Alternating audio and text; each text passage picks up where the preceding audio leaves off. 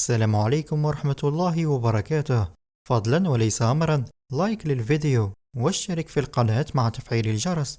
قامت المديرية العامة للأمن الوطني باتخاذ إجراءات أولية تتمثل في التوقيف التحفظي لعدد من عناصر شرطة الحدود بمطار قسنطينة إثر التحقيق المفتوح والذي لا يزال جاريا ومتواصلا في قضية التسلل القاصر المسمى العبيد أيمن البالغ من العمر 16 سنة، والذي دخل طائرة الخطوط الجوية الجزائرية وهاجر سرا إلى مطار شارديغول في العاصمة الفرنسية باريس.